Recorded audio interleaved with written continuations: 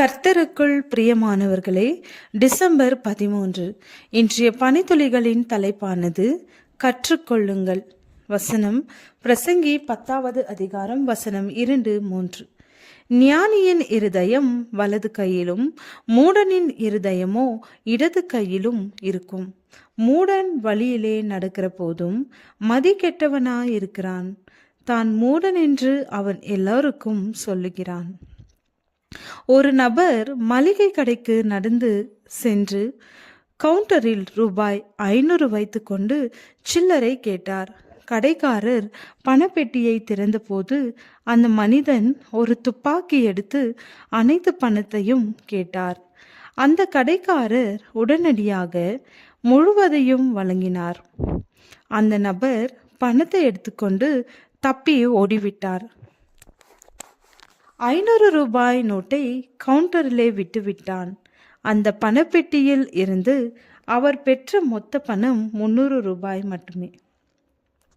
நாம் அனைவரும் சில நேரங்களில் முட்டாள்தனமாக செயல்படுகிறோம். இந்த திருடனை போலல்லாமல் நாம் சரியானதை செய்ய முயற்சிக்கிறோம்.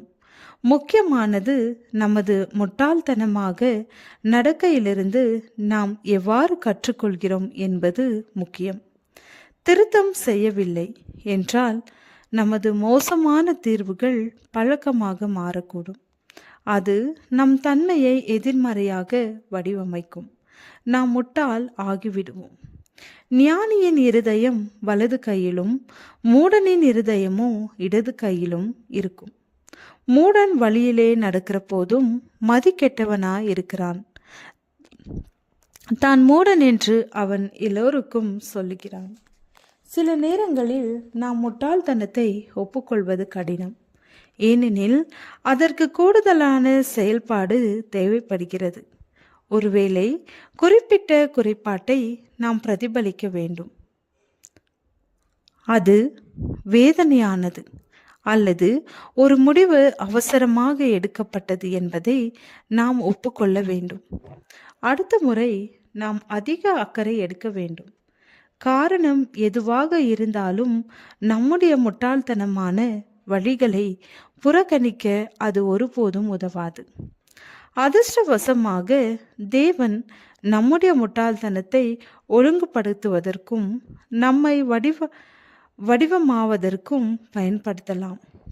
எந்த சிற்றையும் தற்காலத்தில் சந்தோஷமாய் காணாமல் துக்கமாய் காணும். ஆகிலும் பிற்காலத்தில் அதில் பழகினவர்களுக்கு அது நீதியாகிய சமாதான பலனை தரும். நம்முடைய முட்டாள்தனமான நடக்கைக்காக நம்முடைய பிதாவின் சிற்றையை ஏற்றுக்கொள்வோம். அவர் விரும்பும் மகன்கள் மற்றும் மகள்களைப் போல நம்மை மேலும் மாற்றும்படி அவரிடம் வேண்டிக் கொள்வோம். நீங்கள் செய்த சமீபத்திய முட்டாள்தனமான தேர்வு என்ன? அதிலிருந்து நீங்கள் என்ன கற்றுக்கொள்ள வேண்டும் என்று தேவன் விரும்பினார் என்று நினைக்கிறீர்கள்? உங்கள் வாழ்க்கையில் அதிகம் சுவர்களா அல்லது ஜன்னல்களா? ஏன் நீங்கள் இன்னும் வெளிப்படையா இருக்க வேண்டிய ஒரு நபர் அல்லது சூழ்நிலை இருக்கிறதா? ஜெபம். பிதாவே, என்னை பயிற்றுவிக்க என்னுடைய முட்டாள்தனத்தை பயன்படுத்தியதற்கு நன்றி. ஆமென்.